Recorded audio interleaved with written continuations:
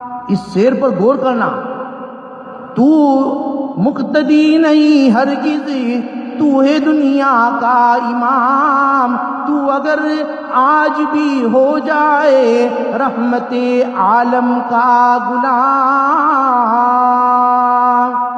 الحمدللہ وحدہ والصلاة والسلام علی من لا نبی بعدہ.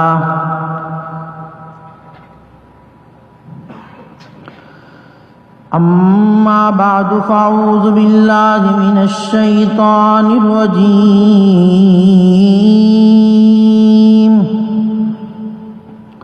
بسم اللہ الرحمن الرحیم. قل ان کنتم تحبون اللہ فاتبعونی یحببکم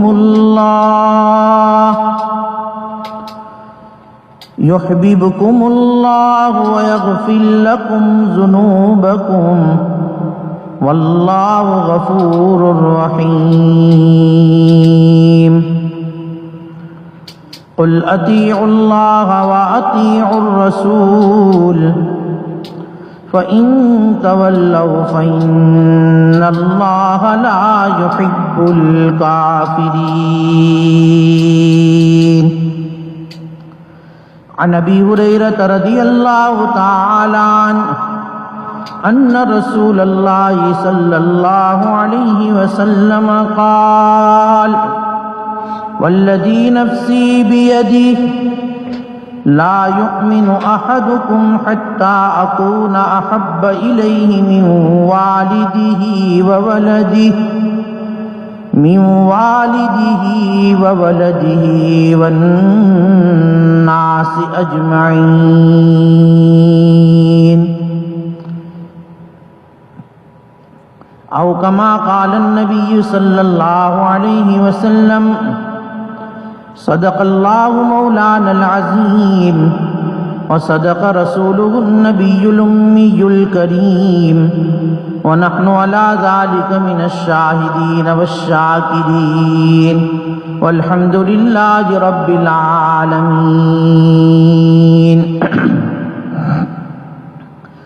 کیا شان ہے پیارے نبی، حق نے عطا کی سروری، معراج سے دی برتری، بلغ العلا بکمالہ. ظلمات تھی جب کفر کی، شرک و دلالتی بت گری، ایمان کی روح پھونک دی، کشف الدجا بجمالی. اسلام کی دعوت بھی دی، تکلیف بھی اس نے سہی، جس نے دعا دشمن کو دی، حسنت جمیع خصالہ. ایک دھوم دنیا میں مچی، آواز یہ آنے لگی، پر لو درود امتی صلو علیہ وآلہ. سلام علی خیر الانام وسیدی حبیب الہ العالمین محمدی، بشیر نذیر ہاشمی مکرمی، عطوف رؤوف من یسمى باحمدی. درود شریف پڑھ لو ایک مرتبہ. اللہم صلی علی سیدنا محمد وعلی آل سیدنا محمد وبارک وسلم. واجب الاحترام علماء کرام، بزرگوں، دوستو، سرکار دو عالم تاجدار مدینہ محمد عربی صلی اللہ علیہ وسلم سے محبت یہ تقاضۂ ایمان ہے. اور محبت کی 3 قسموں کا بیان گزشتہ جمعہ کو ہم نے سنا کہ ایک حب طبعی ہوتی ہے، ایک حب عقلی ہوتی ہے، اور ایک حب ایمانی ہوتی ہے۔ تینوں کی تفصیل مختصر طور پر جو ہے ہمارے سامنے آئی تھی۔ حب ایمانی کا مطلب کہ بھئی ایمانی جذبہ ایک امتی کے اندر اس قدر ہوتا ہے کہ اس جذبہ ایمانی کی بنیاد پر اپنے محبوب حقیقی کی جو تعظیم ہے، اس کی جو برائی ہے، وہ اس قدر پیوستہ ہوتی ہے ایک سچے عاشق کے دل میں کہ اس محبت کا تقاضا یہ ہوتا ہے کہ اپنے محبوب حقیقی کے لیے وہ سب کچھ کرنے کے لیے قربان ہو جاتا ہے، چاہے ظاہر میں اس کو اپنی ذات کا نقصان ہی کیوں نہ آتا ہو، لیکن وہ اس کو اپنے محبوب حقیقی کی محبت کو مد نظر رکھتے ہوئے اور اس سچے عشق کی بنیاد پر ان تمام جو ہے اپنی نفسانی خواہشات کی قربانی دینے کے لیے بھی تیار ہو جاتا ہے۔ یہ ہے حب ایمانی، کہ ہمیں نبی سے محبت ہے اس وجہ سے کہ ہم نبی پر ایمان لائے ہیں، اور یہ محبت ایمانی صحابہ کے اندر ایسی کوٹ کوٹ کر بھری ہوئی تھی کہ آپ پوری سیرت صحابہ کی اٹھا کر دیکھ لیں کہ اللہ کے نبی صلی اللہ علیہ وسلم نے جب ہجرت کا حکم دیا حبشہ جانے کے لیے، ابھی مدینہ کی طرف ہجرت کا حکم نہیں آیا تھا، صحابہ حبشہ جانے کے لیے بھی تیار ہو گئے۔ یہ نہیں دیکھا کہ اپنا وطن حقیقی ہے، اپنے ماں باپ ہے، اپنے رشتہ دار ہے، اپنا کاروبار ہے، اپنا مکان ہے، اپنی جائیداد ہے، سب کچھ قربان کر دیا۔ اللہ کے نبی نے کہا حبشہ جانا ہے، چلے گئے۔ مدینہ کا حکم ہوا ہجرت کرنے کا، اللہ کے نبی نے حکم دیا، مدینہ کی طرف لوگ روانہ ہونے لگے۔ اور ہجرت مدینہ جو صحابہ نے کی ہے، اس کے واقعات ہم نے بارہا سنے ہیں، کیسی کیسی قربانیاں دے کر صحابہ مدینہ گئے تھے، کہ جب صحابہ مدینہ گئے تو ان کے پاس کچھ بھی نہیں تھا، بالکل خالی ہاتھ گئے تھے۔ وہ تو اللہ تعالیٰ انصار مدینہ کی قبروں پر کروڑ رحمتیں نازل فرمائے، انہوں نے اخوت اور بھائی چارگی کا وہ جو ہے ایک نمونہ پیش کیا ہے دنیا کے اندر کہ آج تک وہ نمونہ نہ کوئی پیش کر سکا ہے، نہ پیش کر سکے گا۔ آنے والے اپنے مہاجرین بھائی کو گلے لگا لیا، 2 بیویاں تھی، پسند کر لو، ایک بیوی کو طلاق دیتا ہوں، ایک سے نکاح کر لو۔ 2 دکان تھی، ایک دکان دے دی، 2 مکان تھے، ایک مکان دے دیا، 2 کھیتی باڑی کی زمینیں تھی، ایک ان کو دے دی۔ جو عقل میں آنے والی بات ہی نہیں، جو آج ایک سگا بھائی اپنے بھائی کو نہیں دے سکتا ہے، آج وہ ایک ایمانی اخوت کی بنیاد پر انصار مدینہ نے مہاجرین کے ساتھ سلوک کیا تھا۔ یہ حب ایمانی تھا۔ اللہ کے نبی صلی اللہ علیہ وسلم نے بھائی چارگی کا ایک حکم دے دیا تھا کہ آنے والے یہ مہاجرین تمہارے ایمانی بھائی ہے، بھائی کے ساتھ سلوک کرو، اللہ تمہیں اور نوازے گا۔ اس حب ایمانی کا تقاضا تھا، ساری قربانیاں دے دی۔ اللہ کے نبی صلی اللہ علیہ وسلم نے جب غزوہ بدر ہوا، 313 تھے، خالی ہاتھ تھے، اور سامنے لشکر جرار، اور کیسا ہر ایک کے ہاتھ میں اسلحہ، اور یہاں کسی کے ہاتھ میں بھی نہیں، اور اگر تلوار بھی تھی تو بوٹھی، لیکن حکم دیا کہ لڑنا ہے بھائی، موقع ایسا آ گیا ہے، اب کیا کریں گے کہ تیار ہے۔ میں نے کہا نا، ہر چیز قربان کرنے کے لیے تیار، اپنا جان، اپنا مال، سب کچھ، یہاں جان کی بازی لگانے کے لیے تھی، تیار۔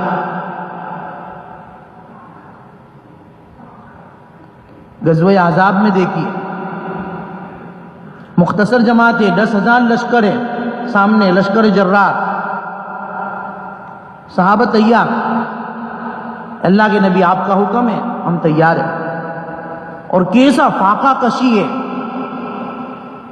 اور ٹھنڈی ایسی زبردست ٹھنڈی ہے کہ لوگ جو منافقین تھے، اس جماعت میں منافقین بھی تھے، وہ اپنی قضائے حاجت کے لیے خیموں سے نکلنے کے لیے تیار نہیں تھے، اور یہاں صحابہ کافروں کے ساتھ لڑنے کے لیے تیار، اللہ کے نبی کا حکم۔ قرآن کریم نے ان منافقین کا تذکرہ بھی کیا ہے۔ جب غزوہ احزاب ہوا تھا اور اس وقت منافقین نے اللہ کے نبی کے سامنے جو بہانے بنائے تھے اس جو ہے غزوہ سے بھاگنے کے لیے اور لڑنے سے اپنے جی کو چرانے کے لیے، قرآن کریم نے اس کا نقشہ کھینچا ہے سورہ احزاب میں کہ وَإِذْ يَقُولُ الْمُنَافِقُونَ وَالَّذِينَ فِي قُلُوبِهِم مَّرَضٌ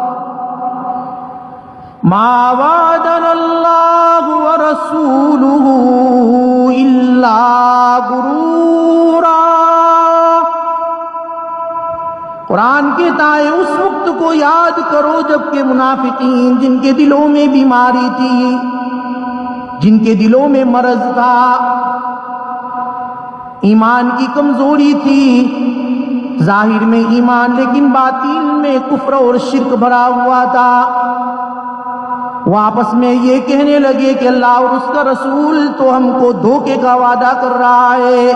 سامنے دھوکہ ہے بھی، نہیں جانا تو کیا کرے؟ چلو نبی کے پاس۔ وَيَسْتَعْذِنُ فَرِيقٌ مِّنْهُمُ النَّبِيَّ يَقُولُونَ إِنَّ بُيُوتَنَا عَوْرَةٌ وَمَا هِيَ بِعَوْرَةٍ إِن يُرِيدُونَ إِلَّا فِرَارًا۔ منافقین کی ایک جماعت سرکار دو عالم صلی اللہ علیہ وسلم کی خدمت اقدس میں آ کر کہتی ہے کہ یا رسول اللہ، ہمیں اجازت دے دیجئے کہ ہم اپنے اپنے گھر چلے جائیں۔ کیوں؟ اس لیے کہ ہم تو اپنے گھر کے دروازوں کو کھلا رکھ کر آئے، ہمیں ڈر ہے کہ ہمارا گھر، ہمارا سامان سارا کا سارا ضائع ہو جائے گا۔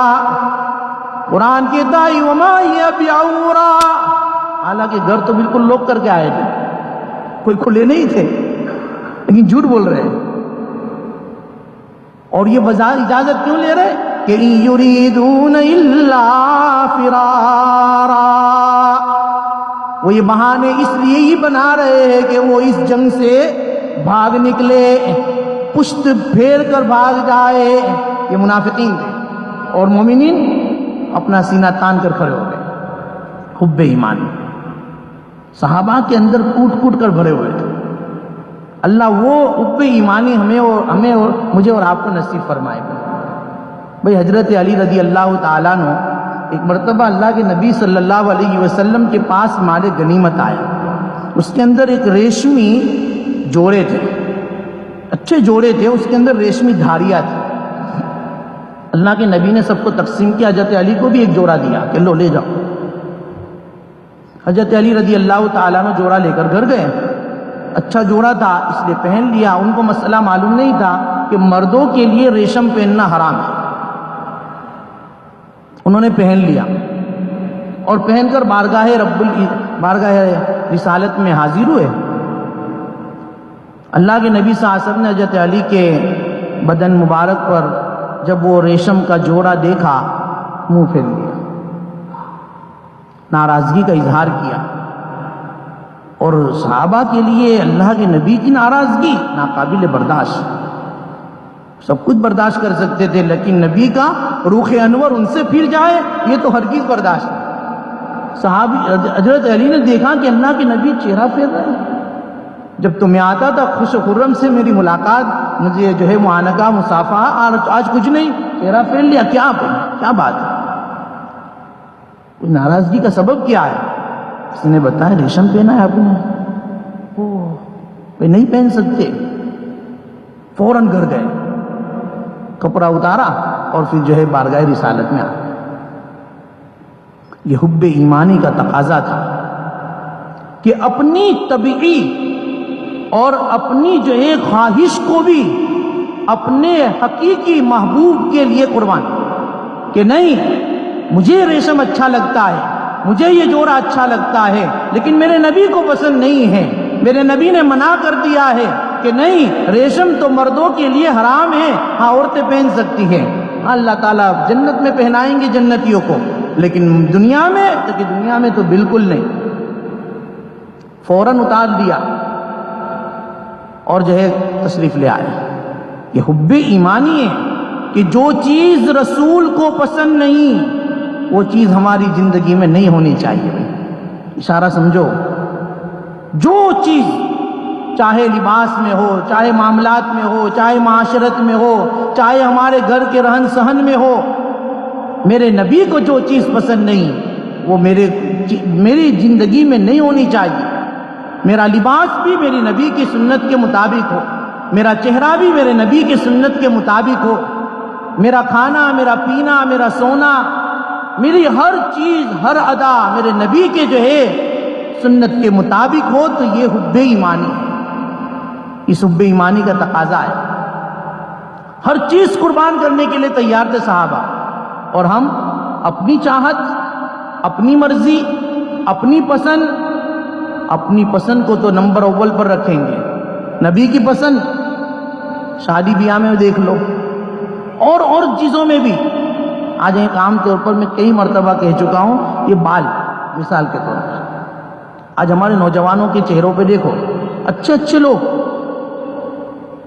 جن کو اللہ نے سمجھداری دی ہے، دینداری دی ہے، جو نمازوں کا اہتمام کرتے ہیں، لیکن بال کتانے جب بیٹھتے ہیں تو یہودیوں کے طریقے پر، بالکل۔ حالانکہ نبی کو یہ چیز پسند نہیں ہے۔ اللہ کے نبی صلی اللہ علیہ وسلم نے فرمایا کہ اپنے بالوں کو بالکل جو ہے، یہ بال جو ہے نا بالکل سر کے ہو، یہ نہیں کہ یہاں سے بڑے اور یہاں سے چھوٹے۔ پھر کہتے ہیں تو کہنے وہ تو حجام نے کاٹ دیا۔ ارے وہ تو حجام تھا، تو حجام ہے؟ تجھے کہنا چاہیے نا بھائی، ہمارے نبی کی سنت کے مطابق ہو۔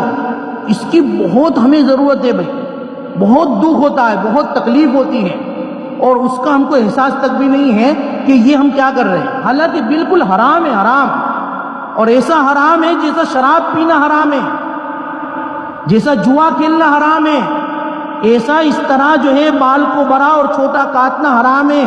سمجھ لو، آج اس کو ہم معمولی گناہ نہ سمجھے۔ ہم نماز پڑھ رہے ہیں اور حرام ہمارے جو ہے سر پر ہے، ہم کھانا کھا رہے، جو ہے چل رہے پھر رہے، 24 گھنٹہ ہم گناہ کے اندر ہیں، 24 گھنٹے۔ حب ایمانی محبت کا تقاضا یہ ہے کہ ہماری ہر چیز سنت کے مطابق، اس کی کوشش کریں۔ سنت کے اندر مزہ ہے، سنت کے اندر کامیابی ہے، سنت کے اندر چین و سکون ہے، اور سنت ہی کے اندر زینت ہے، خوبصورتی ہے۔ یہ بال کو تم جو ہے سیدھا کاٹو، اس کے اندر چہرے کی رنگت دیکھو، اور یہ جو تم یہودیوں کے طریقے پر بال کاٹتے ہو اس کی رنگت دیکھو، ہاں بہت فرق لگے گا۔ سنت ہی کے اندر حسن و جمال ہے، سنت ہی کے اندر خوبصورتی ہے۔ ہاں یہ نبی علیہ الصلوۃ والسلام کی ایک ایک ادا ہے نا، ہمارے اللہ کو پسند ہے۔ اسی لیے تو اللہ تعالیٰ نے فرمایا ہے، نبی کہہ دو اگر اللہ سے محبت کرنی ہے تو میری اتباع کرو، میرا فالو کرو، تو تم کو اللہ محبوب کریں گے، اللہ تم سے محبت کریں گے۔ اگر تم نے میرے طریقے سے ہٹ کر زندگی گزاری اور تم یوں سمجھو کہ اللہ ہم سے راضی ہو جائے، اللہ ہمارے ہر کام بنا دے، اللہ ہم کو کوئی مصیبت نہ دے، نہیں ہو سکتا۔ تمہیں اللہ کے نبی کا اتباع کرنا پڑے گا، فالو کرنا ہوگا، تب ہی جا کر اللہ کے تم محبوب بن سکتے ہو۔ نبی کے طریقوں سے ہٹ کر تم کبھی بھی اللہ کے محبوب نہیں بن سکتے۔ یہ ہمارا ایمان ہے، یہ قرآن کا اعلان ہے۔ اس سے ہٹ کر تو کوئی کام ہو ہی نہیں سکتا بھی۔ اور پھر جو بھی نبی کا اتباع کرے گا یقیناً اللہ کا محبوب بھی بنے گا، اور پھر جو کوتاہی ہو جائے گی، گناہ ہو جائیں گے، اللہ نے اعلان کر دیا کہ یغفر لکم ذنوبکم، جاؤ تم میرے نبی کا فالو کرتے رہو گے، میرے نبی کی اتباع کرتے رہو گے، سنت اور شریعت کے مطابق چلتے رہو گے، کوتاہیاں کس سے نہیں ہوتی ہیں، غلطیاں کس سے نہیں ہوتی ہیں، گناہ کس سے نہیں ہوتے ہیں؟ اللہ کہتے جاؤ میرے نبی کے طفیل میں تمہارے گناہ کو بھی معاف کر دوں، لیکن شرط یہ ہے کہ تم میرے نبی کے اتباع پر آ جاؤ۔ صحابہ نے اپنے دلوں کے اندر یہ بات بٹھائی تھی، اس لیے انہوں نے ہر چیز کو قربان کر دیا، ہر چیز کو۔ حضرت ام حبیبہ اللہ کے نبی صلی اللہ علیہ وسلم کی ازواج مطہرات میں سے ہے، ابو سفیان کی بیٹی ہے۔ دیکھو صلح حدیبیہ کے موقع پر جب صلح ہوئی تھی اور پھر جو ہے کفار نے عہد شکنی کر دی تھی، تو یہ ابو سفیان اینڈ کمپنی اور دوسرے جتنے بھی لوگ تھے ان کو یہ فکر تھی کہ اب کیا ہوگا، اس لیے وہ تجدید صلح کے لیے ابو سفیان کو جو ہے رہبر بنا کر بھیجا تھا مدینہ منورہ میں، اور کہا تھا کہ جاؤ اللہ کے نبی سے ذرا صلح کی تجدید کراؤ، آپ ہی جا سکتے ہو۔ یہ حضرت تو ہے ابو سفیان آئے تھے مدینہ منورہ اللہ کے نبی کے پاس وہ صلح کے لیے، تو سب سے پہلے اپنی بیٹی کے گھر پر گئے کہ چلو بیٹی کے یہاں جائے، پھر وہاں سے پھر واسطے سے اللہ کے نبی سے ملاقات کریں گے۔ بیٹی کے گھر پر گئے، ابا کو دیکھا، وہ آئیے آئیے، جو بستر بچھا ہوا تھا اس کو لپیٹ دیا، کہا بیٹھو۔ ابو سفیان کو تعجب ہوا کہ باپ اگر بیٹی کے گھر پر جاتا ہے تو بیٹی تو خوشی کے مارے ایک کی بجائے 2 بستر بچھا دے، اور یہ تو ایک بھی بچھایا تھا وہ بھی ہٹا لیا۔ ابو سفیان نے کہا بیٹی یہ کیا؟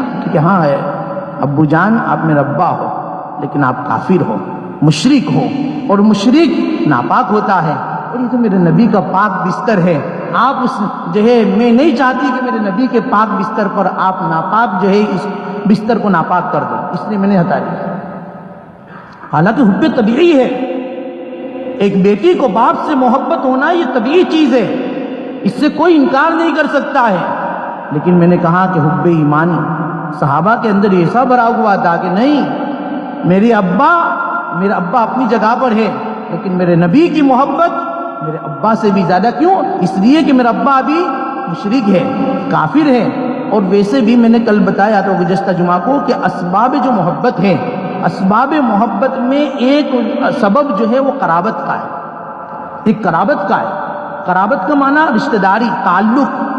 آدمی کو جو محبت ہوتی ہے، دیکھو ایک باپ کو اپنے بیٹے سے، بیٹے کو باپ سے، بیٹی کو باپ سے، باپ کو بیٹی سے، یہ کیوں ہے؟ قرابت ہے، رشتہ داری ہے، تعلق ہے، اس بنا پر ان سے محبت ہے۔ تو یہاں پر علماء نے لکھا ہے کہ اللہ کے نبی سے بھی ہمیں محبت ہونی چاہیے، کیوں؟ قرابت کی وجہ سے، کیونکہ قرابت کا تعلق ہمارے نبی سے ہمیں اتنا زیادہ ہے کہ ایک باپ کو اپنے بیٹے سے بھی نہیں ہوگا، ایک بیٹے کو اپنے باپ سے نہیں ہوگا، بلکہ خود آدمی کو اپنی ذات سے جتنا تعلق نہیں ہے اتنا ایک نبی کو اپنی امتی سے ہے۔ قرآن کریم میں کہ النبی اولا بالمؤمنین من انفسہم وازواجہ امہاتہم، نبی ایمان والوں سے تعلق کتنا رکھتے ہیں؟ کہ اپنی ذات سے بھی زیادہ رکھتے ہیں۔ نبی کا ایمان والوں سے تعلق اپنی ذات سے بھی زیادہ ہے، تو دیکھو قرابت کا تعلق۔ اور پھر قرآن کہتا ہے کہ وَأَزْوَاجُهُ أُمَّهَاتُهُمْ، نبی کی جو بیویاں ہیں یہ تو امتیوں کی مائیں ہیں۔ جب نبی کی بیویاں امت کی ماں، تو نبی کون ہوئے بھائی؟ ہمارے باپ ہوئے نہیں ہوئے؟ وہ ہمارے باپ ہیں، اور ایسے باپ ہیں کہ ہمارے ماں باپ 1000 مرتبہ نبی پر قربان، ہمارے ماں باپ 1000 مرتبہ نبی پر قربان۔ تو یہ نبی کا تعلق نبی، تو اس لیے ایک اسباب محبت میں ایک سبب قرابت کا ہے اور ایک حب ایمانی ہے، لہذا ایمان کا تقاضا بھی یہ ہے، قرابت کا تقاضا بھی یہ ہے کہ اللہ کے نبی سے محبت آدمی کو بہت زیادہ ہونا چاہیے، بہت زیادہ ہونا چاہیے۔ صرف محبت کا دعویٰ نہیں، عمل کر کے بتاؤ، اپنی لائف کو جو ہے نبی کی سنت پر لاؤ۔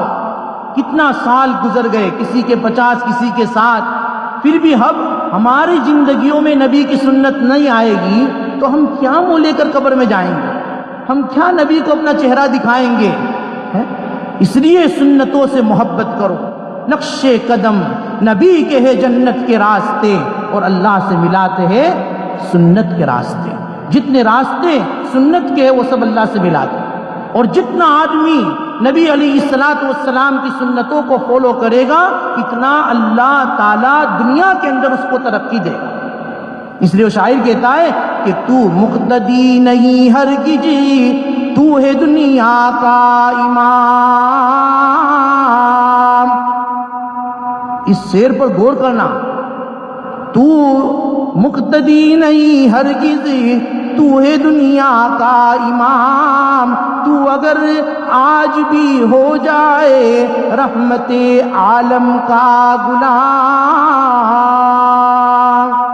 آج بھی اگر تو رحمت عالم کا غلام بنتا ہے اللہ تعالیٰ تجھے امام بنائیں گے، دنیا کا سب سے بڑا امام بنائیں گے، دنیا تمہاری جو ہے تابع رہے گی، تم دنیا کے تابع نہیں ہو۔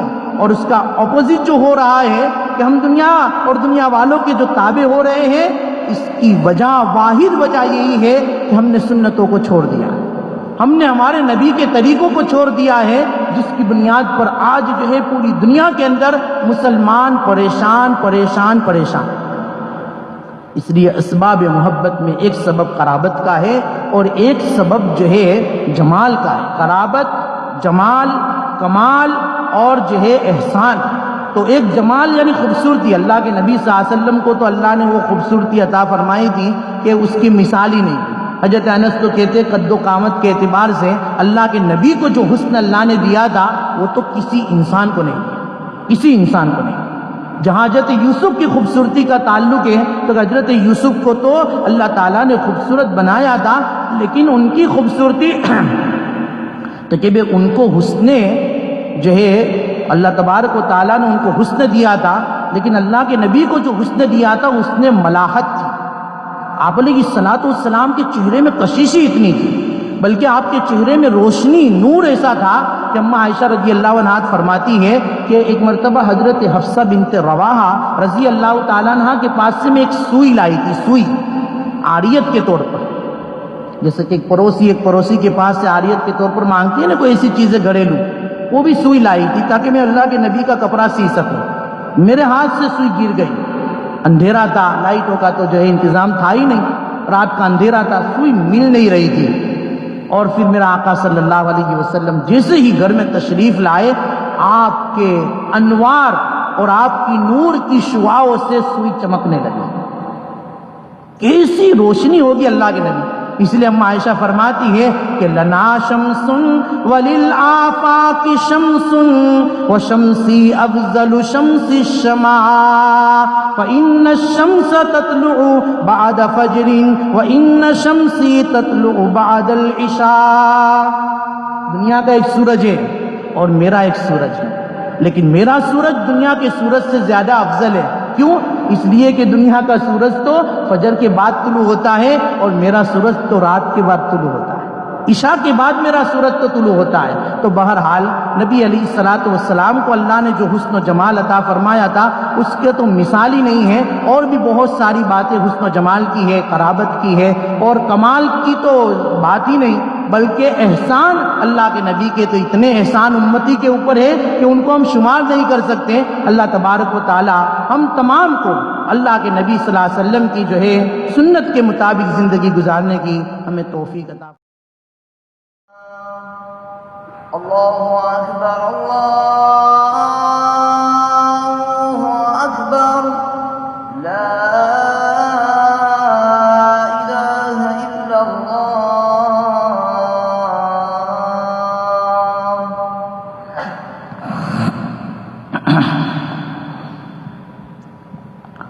الحمد للہ الذی لا یرجى لکشف الشدائد الا هو ولا يدعى لرفع المكائد الا هو وما مراد العاشقین فی الدارین الا هو وما مطلوب الواصلین فی الکونین الا هو المخلوق كلهم ضعفاء والناس كلهم فقراء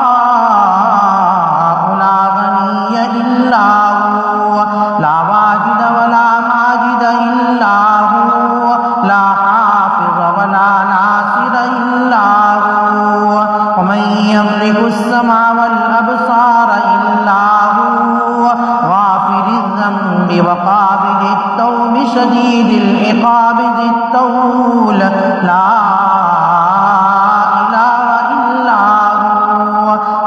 يملك السمع والأبصار إلا هو ومن يعلم الجهر والسر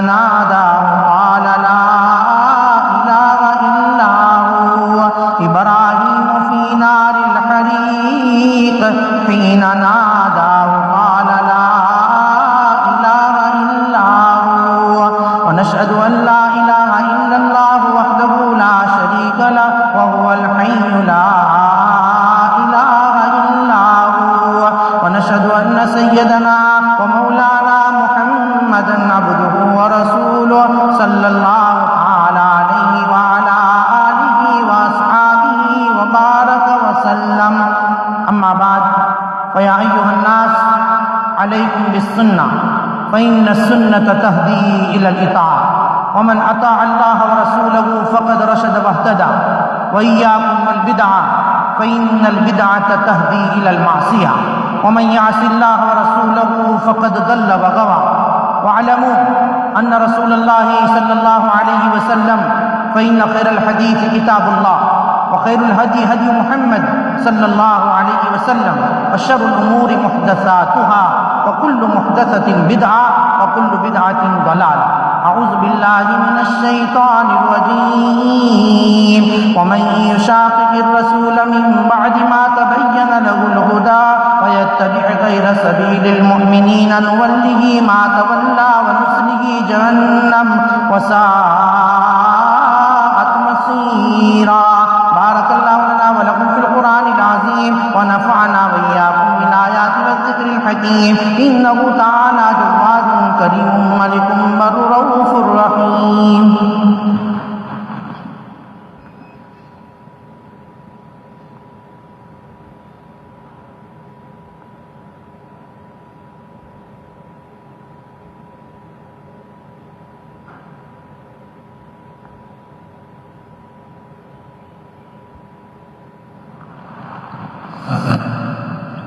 الحمد لله نحمده ونستعينه ونستغفره ونؤمن به ونتوكل عليه ونعوذ بالله من شرور أنفسنا ومن سيئات أعمالنا من يهده الله فلا مضل له ومن يضلله فلا هادي له ونشهد أن لا إله إلا الله وحده لا شريك له ونشهد أن سيدنا ومولانا محمدا عبده ورسوله سيد المتقين أما بعد فأعوذ بالله من الشيطان الرجيم إن الله وملائكته يصلون على النبي يا أيها الذين آمنوا صلوا عليه وسلموا تسليما اللهم صل على سيدنا محمد بعدد من صلى وصل كذلك على جميع الأنبياء والمرسلين وعلى الملائكة المقربين وعلى عباد الله الصالحين خصوصا على سيد المتقين والأبرار صاحب النبي في الغار والمزار أفضل الصحابة بالتحقيق خليفة النبي بلا فصل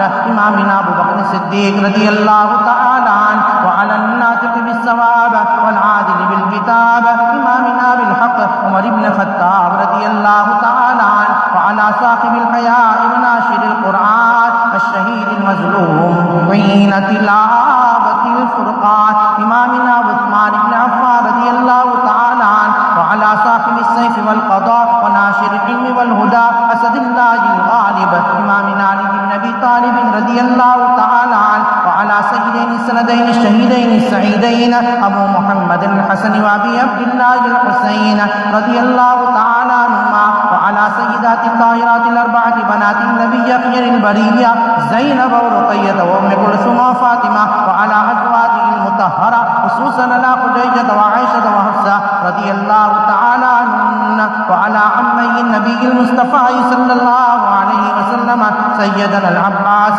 وسيدنا حمزة رضي الله تعالى عنهما وعلى بقية العشرة المبشرة الذين أسماؤهم سعد وسعيد وطلحة وأبو عبد الرحمن بن عوف رضوان الله عليهم أجمعين برحمتك يا أرحم الراحمين قال النبي صلى الله عليه وسلم الله الله في أصحابي لا تتخذوهم من بعدي غرضا ومن أحبهم فبحبي أحبهم ومن أبغضهم فببغضي أبغضهم وخير القرون قرني ثم الذين يلونهم ثم الذين يلونهم والسلطان ذل الله من أكرمه أكرمه الله ومن أهانه أهانه الله اللهم اغفر لنا ولإخواننا الذين سبقونا بالإيمان ولا تجعل في قلوبنا قلوبنا غلا للذين آمنوا ربنا إنك رؤوف رحيم اللهم انصر من نصر دين محمد صلى الله عليه وسلم واجعلنا منهم واخذل من خذل دين محمد صلى الله عليه وسلم ولا تجعلنا معهم عباد الله رحمكم الله إن الله يأمر بالعدل والإحسان وإيتاء ذي القربى وينهى عن الفحشاء والمنكر والبغي يعظكم لعلكم تذكرون واذكروا الله العلي العظيم يذكركم وادعوه يستجب لكم ولذكر الله تعالى أعلى وأولى وأعز وأجل وأهم وأتم وأعظم وأكبر والله يعلم ما تصنعون. صفحہ درست کر لو.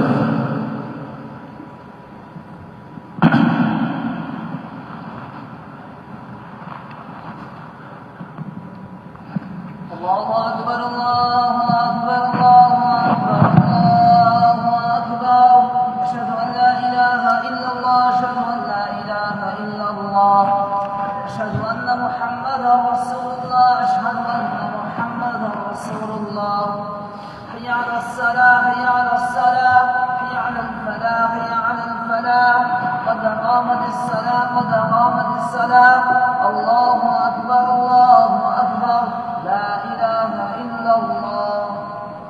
الله أكبر.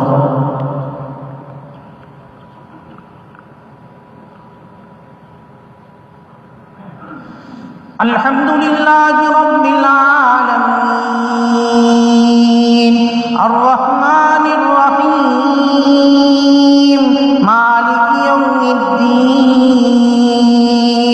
إياك نعبد وإياك نستعين اهدنا الصراط المستقيم صراط الذين أنعمت عليهم غير المغضوب عليهم ولا الضالين.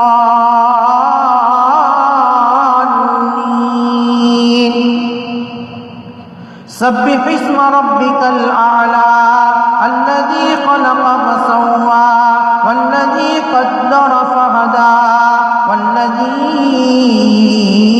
أخرج المرعى فجعله غثاء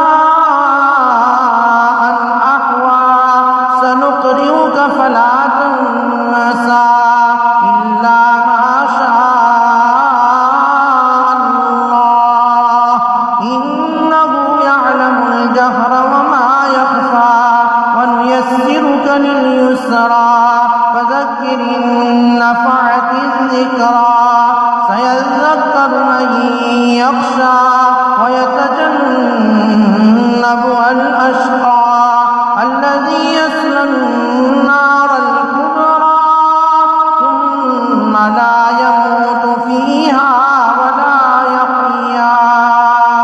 الله أكبر.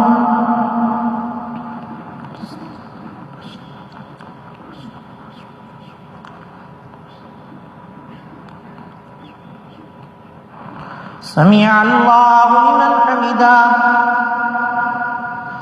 الله أكبر.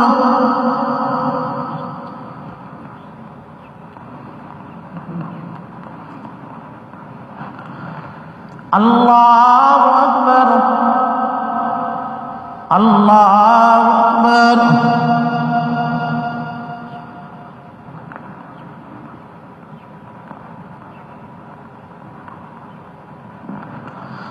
الله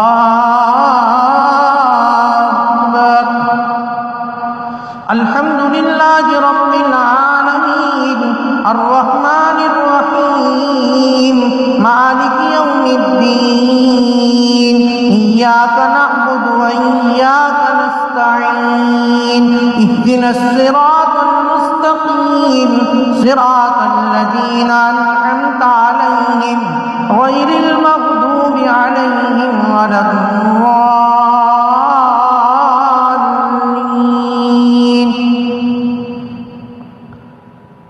قد أفلح من تزكى وذكر اسم ربه فصلى بل تؤثرون الحياة الدنيا والآخرة خير وأبقى إن هذا لفي الصحف الأولى صحف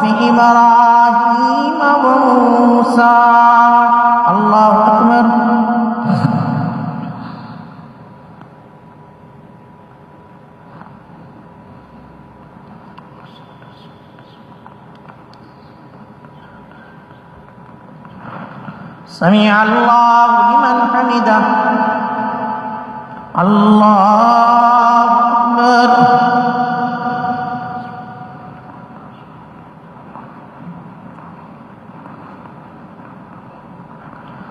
اللہ اکبر اللہ اکبر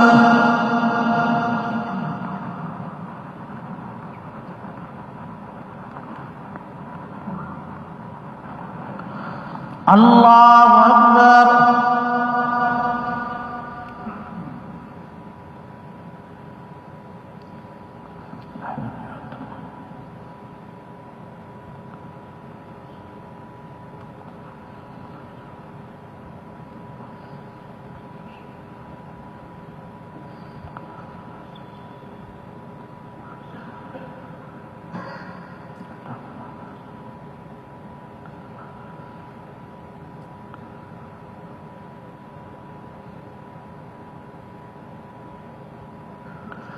السلام علیکم ورحمۃ اللہ السلام علیکم ورحمۃ اللہ استغفر اللہ بسم اللہ الرحمن الرحیم الحمد للہ رب العالمین والعاقبۃ للمتقین والصلاۃ والسلام علی سید الانبیاء والمرسلین اللہم لک الحمد کما انت اہل وصلی وسلم علی سیدنا محمد کما انت اہل وافعل بنا ما انت اہل فانک اہل التقوی واہل المغفرہ اللہم ربنا ظلمنا انفسنا وان لم تغفر لنا وترحمنا لنکونن من الخاسرین اللہم انا نعوذ بک من علم لا ينفع ومن قلب لا يخشع ومن نفس لا تشبع ومن عين لا تدمع ومن دعاء لا يسمع ومن دعوة لا يستجاب له اللهم إنا نسألك العفو والعافية والمعافاة الدائمة في الدين والدنيا والآخرة اللهم اغفر لنا وللمؤمنين والمؤمنات والمسلمين والمسلمات الأحياء منهم والأموات ولإخواننا الذين سبقونا بالإيمان ولا تجعل في قلوبنا غلا للذين آمنوا ربنا إنك رؤوف رحيم اللهم طهر قلوبنا من النفاق وأعمالنا من الرياء وألسنتنا من الكذب وأعيننا من الخيانة فإنك تعلم خائنة الأعين وما تخفي الصدور الہ العالمین ہمارے گناہوں کو معاف فرما خطاؤں سے درگزر فرما سیئات کو حسنات سے مبدل فرما اے پیارے اللہ واقعی گنہگار ہے مجرم ہے خطاکار ہے سیاکار ہے سزاوار ہے مولا معاف فرما اے اللہ معاف فرما رات کے اندھیروں میں دین کے اجالوں میں جان کر انجان سے جتنے بھی گناہ ہوئے ہیں اے اللہ معاف فرما دے اے اللہ معاف فرما دے اے اللہ معاف فرما دے مغفرت فرما دے ہمارے زندوں کی مغفرت فرما مرحومین کی مغفرت فرما ہمارے چھوٹوں کی مغفرت فرما بڑوں کی مغفرت فرما مردوں کی مغفرت فرما عورتوں کی مغفرت فرما جوانوں کی مغفرت فرما بوڑھوں کی مغفرت فرما اے اللہ رحم کا معاملہ فرما عافیت کا معاملہ فرما اے اللہ رزق حلال عطا فرما رزق حرام سے ہماری حفاظت فرما مشتبہ رزق سے بھی ہماری حفاظت فرما ہماری جان مال ایمان اعمال اے اللہ سامان دکان سب کی پوری حفاظت فرما سب کی پوری حفاظت فرما اے اللہ ہمیں اپنے نبی کے طریقوں سے محبت پیدا فرما اور نبی کے طریقوں کو اپنانے کی توفیق عطا فرما اے اللہ آج تک جتنی بھی سنتوں کو ہم نے اپنایا ہے اپنے فضل سے قبول فرما اور اے اللہ فرما اس گناہ کو معاف فرما اے اللہ معاف فرما تیرے نبی کی ہر سنت یہ اللہ یہ ہمارے لیے کامیابی کا زینہ ہے یہ اللہ تیرے نبی کی ہر سنت اے اللہ یہ تجھ سے ملانے کا ذریعہ ہے تیری محبتوں کو اتارنے کا تیری رحمتوں کو کھینچنے کا ذریعہ ہے اے اللہ اس کا 100% یقین عطا فرما 100% یقین عطا فرما اے اللہ یہ ربیع الثانی اور یہ ربیع الاول کا یہی تو پیغام ہے کہ ہمارے نبی کی ہر سنت اے اللہ ہمارا اوڑھنا بچھونا بن جائے اے اللہ ایسے فیصلے فرما اے اللہ ایسے فیصلے فرما ہمیں سچا عاشق بنا اے اللہ سچا عاشق بنا۔ اے اللہ پیارے نبی نے جتنی بھی خیر بلائی کی دعا آخرت دنیا کی مانگی سب ہمیں اور پوری امت کو عطا فرما، اور جتنی بھی شرور و فتن سے پیارے نبی نے پناہ مانگی ان سے ہمیں پناہ عطا فرما۔ اللہم ربنا تقبل منا انک انت السمیع العلیم وتب علینا انک انت التواب الرحیم۔ ان اللہ وملائکتہ یصلون علی النبی یا ایھا الذین آمنوا صلوا علیہ وسلموا تسلیما۔ اللہم صل علی سیدنا محمد وعلی آل سیدنا محمد صلاۃ تنجینا بها من جميع الاحوال والآفات وتقضی لنا بها جميع الحاجات وتطهرنا بها من جميع السیئات وترفعنا بها عندك اعلی انك على كل شيء قدیر۔